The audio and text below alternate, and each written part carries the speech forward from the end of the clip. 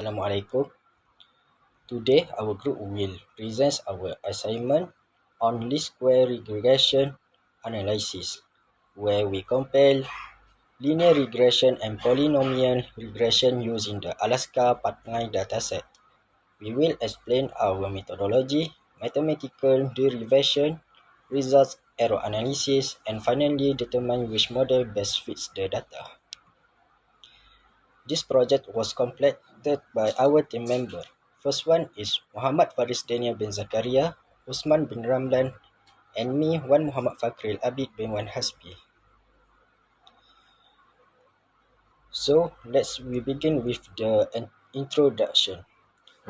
This project used 20 data points from the Alaska pipeline dataset. The dataset compare field defect measurement with laboratory defect measurements. The objective of this project are to identify the best fitting regression function using the least square method, to compare the model using the sum of square errors or SSE, to use the model for prediction. To achieve this objective, we apply linear regression, polynomial regression, correlation analysis, coefficient of determination, graphical comparison, and error analysis. First, we discuss the least square linear function. Linear regression assumes a straight line relationship between the independent and dependent variables. Its purpose is to find the line that minimizes the total square error between the observed data and the predicted values. On this slide, we explain the mathematical concept behind the least square linear regression. The least square method is a mathematical technique used to determine the best fit straight line for a set of data points. The objective is to find a line that represents the relationship between the independent variable x and the dependent variable y. The equation of a linear regression line is Fs equals to a plus bx, where a is the y-intercept and b is the slope of the line. The least square method finds the values of a and b that produce the smallest possible SSE. In other words, it minimizes the total prediction error resulting in the best fitting straight line. Next, this slide shows the calculation process used to obtain the linear regression equation. First, we organize all 20 data points into a table containing the values of x, containing the values of x, y, x squared, and xy. Next, we calculate the summation required for the regression formulas such as sum of x, sum of y, sum of x squared, and sum of xy. These values are then substituted into the normal equation, which are derived from minimizing the sum of square error.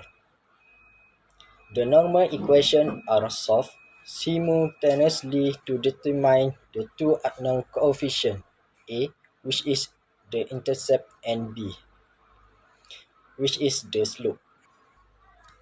After completing all the calculations, we obtain the final linear regression equation, which is Fs equal to negative 4.8349 plus 1.3644x. Okay, Assalamualaikum warahmatullahi wabarakatuh. My name is Uthman bin Ramlan, and today I'll be explaining the least square polynomial function. So the method is very similar to the least square linear function. However, there are few additional steps that we have to follow. Our goal is to find a polynomial function that best fit the given data. So the process started by constructing a 3 by 3 matrix. and the metric is used to determine the coefficient of the least square polynomial function of degree 2.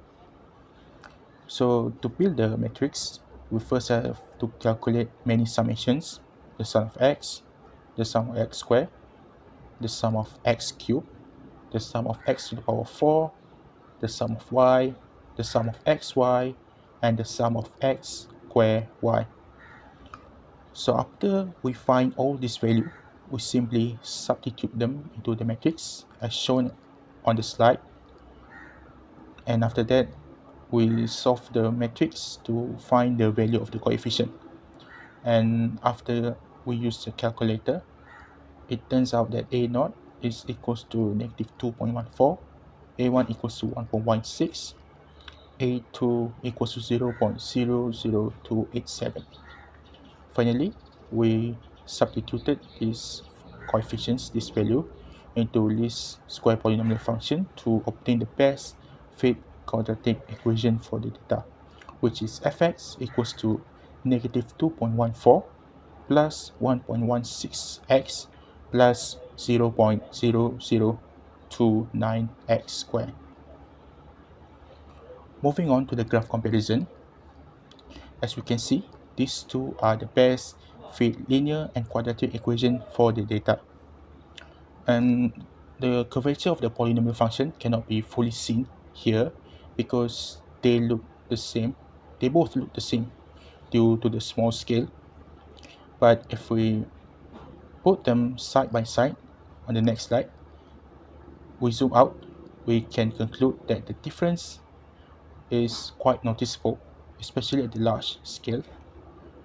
Uh, on this graph, we are using the scale of 1 to 200, and at this scale we can see that the polynomial function is quite different compared to the linear function. Moving on to the error analysis, so we can determine the performance of both regression models by using the sum of square errors. So the formula of sums of square error is the sum of y minus y bar square. So how to find the sum of square errors?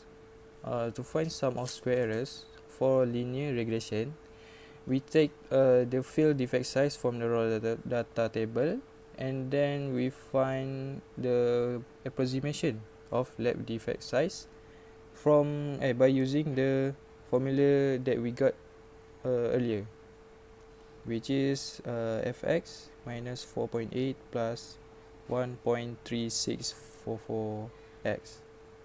Then we find the absolute error, which is y minus y bar, and we find the sum of square error, which the sum of y minus y bar square.